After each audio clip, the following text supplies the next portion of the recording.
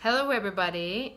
This is Eva Palakova here, and I'm an executive coach for entrepreneurs and a restaurant owner.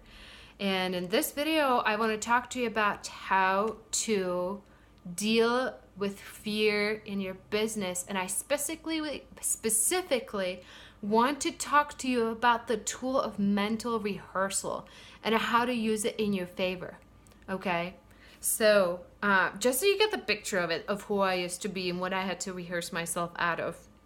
When I first opened the restaurant, who I was, it's like, just so you get the picture of this. Every day I would walk into the restaurant, I would be there before anybody else. I'd be there before 8 a.m. and I'd be the last one to leave at 1 a.m. the next day.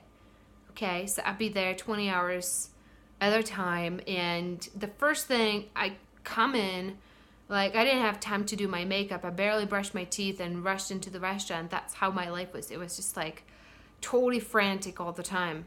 And I'd like get into the restaurant and open the door, and I'd be like, the first thing I noticed, like, oh, they didn't sweep the floor. Nobody listens to me. Nobody cleaned the bathroom. Nobody does anything I tell them to do. I'm just a knack for a living. Nobody's doing their job. This really sucks. Now, if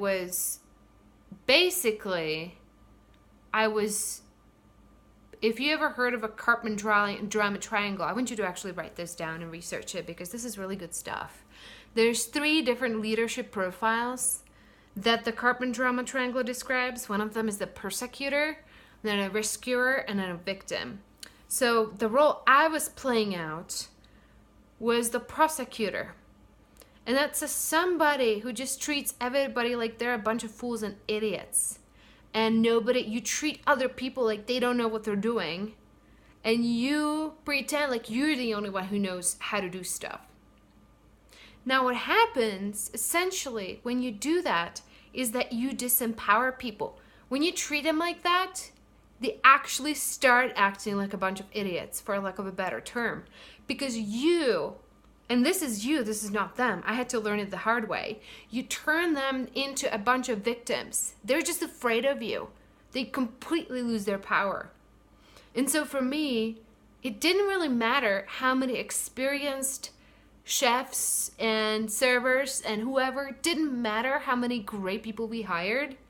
I was very good at turning them into non-performers and then complaining about it and blaming them, of course.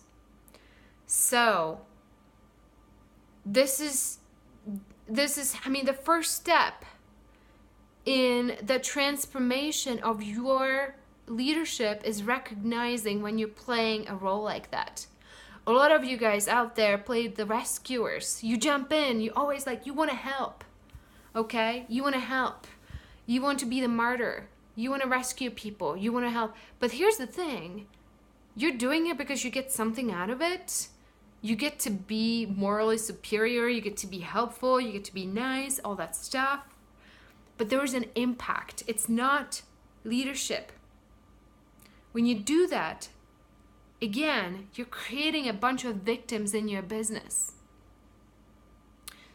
So, first thing is what you want to recognize that. You want to recognize the patterns, the roles, your go-to reactions. You want to really be present. You want to take up a meditation practice, whatever it takes for you to be able to stay aware and recognize when that's going on.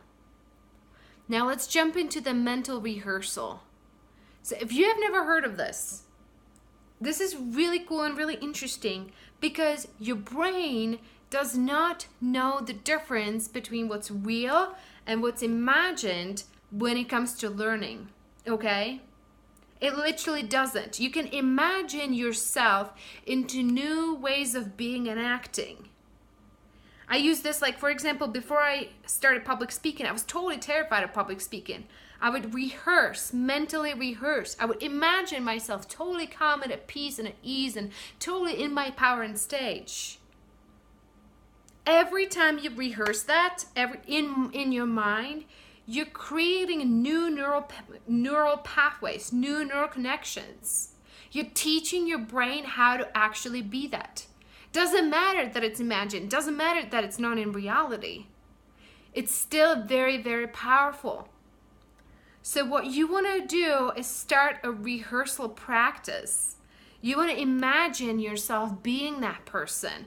You want to spend a couple minutes every morning. Like, for example, before you have your some difficult sales calls, or you have some difficult conversation with somebody you work with, you want to bring in the authentic self. You want to calm your body down. You want to calm yourself. You want to do some visualization, like a light globe, whatever you like doing. And then rehearse the conversation you're going into. Rehearse being on stage. Rehearse that conversation. Rehearse getting up and saying something. Or rehearse doing work that you don't like doing and doing with joy. It is so powerful, guys. It really is powerful, and it really works. And by the way, the more you rehearse this in your mind, the stronger that new neural connection is going to be. And the better it's going to work. So if you have some really stubborn, like your mother-in-law says something and you just like jump, like you want to rehearse having a loving conversation with her like 10 times. Because you have to teach your brain. Look at it this way. You have been imagining telling her to, bug off how many times before? That was creating a neural pathway. Now you have to create something new. So you've got to put the same effort in as you put into imagining the wrong way of being and acting, right? So, okay.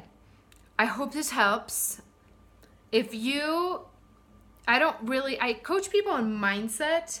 I give them some tools, but mostly I coach people around the patterns that drive their business decisions. So if you need help with that and you need help in your business, I invite you to schedule a call with me. You can send me an email, or you can you can send me a direct message. I don't know if we're going to end up working together, but what's the worst that's going to happen is you're going to get 45 minutes of free coaching, and you can ask me anything about business. All right. Thank you guys. Thanks for listening. I love you. I cannot wait to see you on the next video.